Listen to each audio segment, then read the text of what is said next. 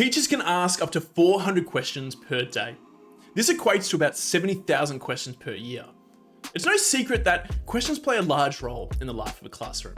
We use them in our teaching practice to facilitate discussion, check for understanding, and to ascertain what students know. I love questions because they can prompt a depth of thinking and the encouragement and construction of a new understanding or perspective. I know personally it sometimes feels like when I ask a question to the class and then one student answers correctly, it's like, great, a student understands, therefore everyone understands. But we know that's not always the case. One student isn't reflective of the entire diverse group of students. Questions shouldn't be asked to move the lesson along, but rather they should be used to activate student thinking and formatively assess for student understanding. Questions can be used to gather evidence, and that evidence can be used to influence our future teaching practice or shape the rest of the lesson entirely.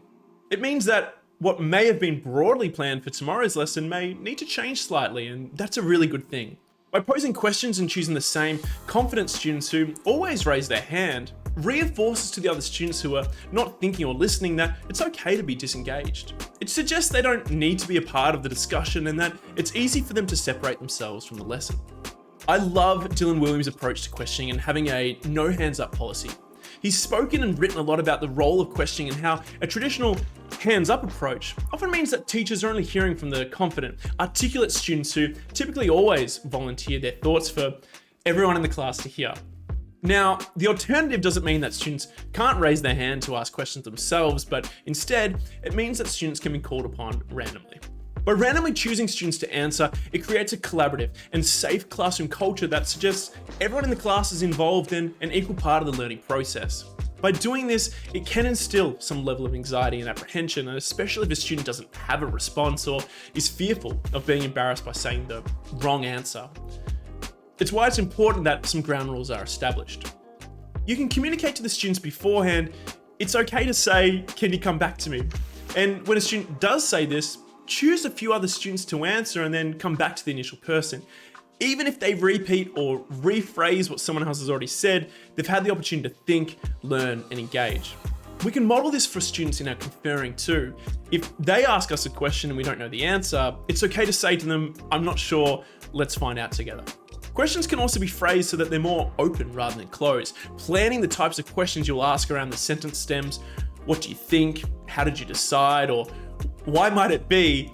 These types of questions promote higher order thinking and enable students to elaborate on their ideas. It shifts the notion away from a student believing there is only a right answer to feeling like their ideas are valued and important.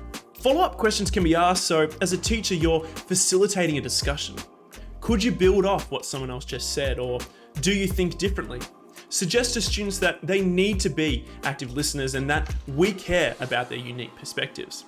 Research suggests that most teachers only give 1 second of thinking time after a question is asked, but research also suggests we need to give about 3 to 5 seconds.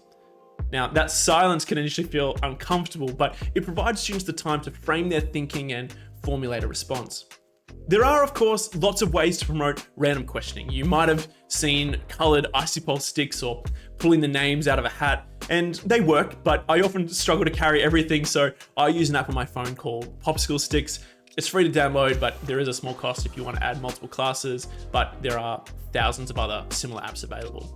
With these apps, you create a class list and then it randomly selects a name. Some apps also let you create random groups, and there's a website I use when teaching online called randomlist.com, which is fantastic and super easy to use. There's also wheelofnames.com, and I'll link both in the comments below.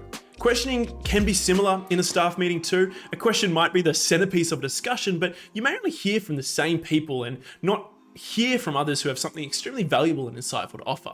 It's a challenge, but it's important as leaders we try and hear from everyone and that everyone feels like they have a voice.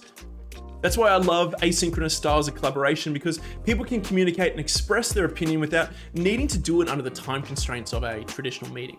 So what do you think? Have you adopted a similar approach in your classroom? What are the benefits and what have been the challenges? I'd love to know, but otherwise, be safe, be well, be kind, and have an amazing day.